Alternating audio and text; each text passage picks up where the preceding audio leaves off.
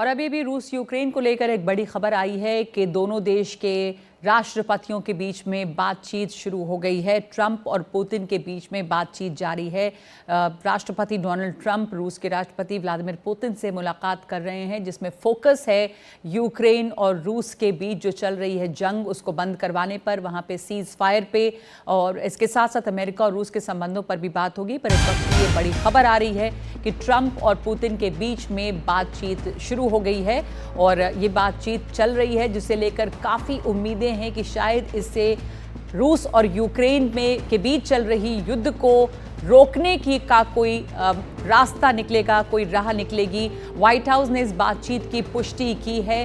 Donald Trump ने इसके पहले अमेरिका ने इसके पहले सऊदी अरब के जद्दा में जो बातचीत की थी रूस और यूक्रेन की जंग को रुकवाने की, वहाँ पर एक जो प्रस्ताव है अमेरिका का, उस पर यूक्रेन सहमत है, लेकिन रूस इस पर सहमत नहीं था। रूस ने अपनी कुछ शर्तें रखी हैं, उसे एक स्टेबल यहाँ पर उपाय चाहिए, और उन शर्तों को सामने रखने के बाद अब बात हो रही है डोनाल्ड ट्रंप और पुतिन के बीच में। ये बातचीत शुरू हो चुकी है और सबको इंतजार है कि इससे आगे क्या रास्ता निकलेगा, क्या कोई युद्धबंदी होगी।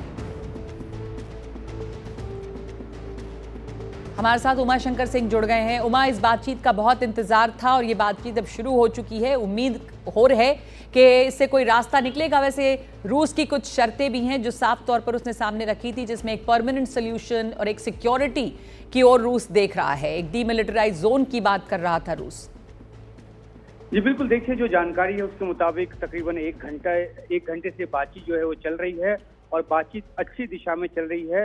इस बात के शुरुआती संकेत जो हैं वो मिले हैं, लेकिन बड़ा सवाल यही है कि रूस के राष्ट्रपति पुतिन ने जिस तरह की शर्तों को रखा है, पहले मीडिया के हवाले से भी, और जो बातचीत जिसके लिए कि अमेरिका के विशेष दूत मॉस्को गए थे, तो उनके सामने जिस तरह की बातों को रखा है, क्या उन शर्तों को लेकर यूक्रेन, और खासतौर पे जब यूक्रेन की बात करते हैं तो उनके साथ जो वेस्टर्न एलाइज हैं, क्या उन शर्तों पे मानेंगे, तो ये ट्रंप के सामने बड़ी चुनौती होगी। और जो हाल के ट्रंप के बयान हैं उसमें उन्होंने ये भी बात साफ की कि हो सकता है कि हम कामयाबी के बहुत करीब हैं, लेकिन ये भी हो सकता है कि ये ना हो। हालांकि वो लगातार इस बात की उम्मीद जताते रहे हैं और जिस तरह का उनका रुख रहा है वो रूस के पक्ष में नजर आता रहा है, लेकिन सारी बातें इस बात को लेकर टिक जाती है कि ज़पोरिज़िया जो परमाणु केंद्र है उसका क्या होगा, क्योंकि उस पर रूस की तरफ से दावा किया जा रहा है, जबकि वो यूक्रेन का हिस्सा रहा है। दूसरी बात ये भी है जो कि आपने बताया कि जो लिमिटराइज जोन की बात है उसको लेकर क्या कुछ होता है, और जैसा कि पुतिन ने पहले भी साउंड किया था कि आखिरकार अगर कोई सीज फायर होता है तो वहाँ पे पुलिसिंग कैसे होगी, कौन उसको ऑब्जर्व करेगा।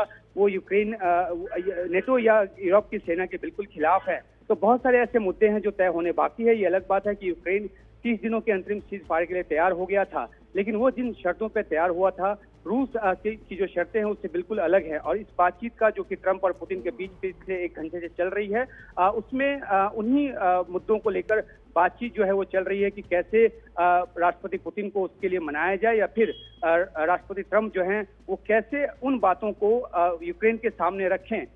तो अब थोड़ा सा इंतजार करना होगा जब एक औपचारिक प्रेस रिलीज आएगा दोनों देशों की तरफ से, या पहले जो ट्रंप कितनी लंबी बातचीत चलने वाली है उमा?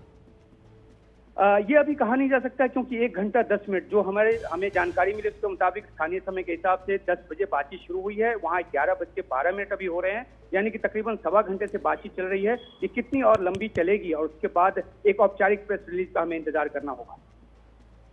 जी, युद्ध विराम को लेकर बातचीत हो रही है और बातचीत शुरू हो गई है। रूस के राष्ट्रपति व्लादिमीर पुतिन और डोनाल्ड ट्रंप के बीच में बातचीत हो रही है और सकारात्मक बातचीत है।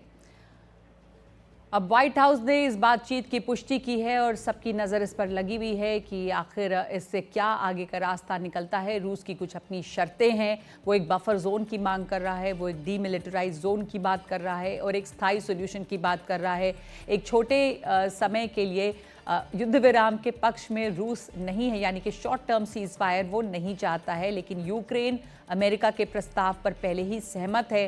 तो अब देखना है कि क्या बीच का रास्ता निकलता है।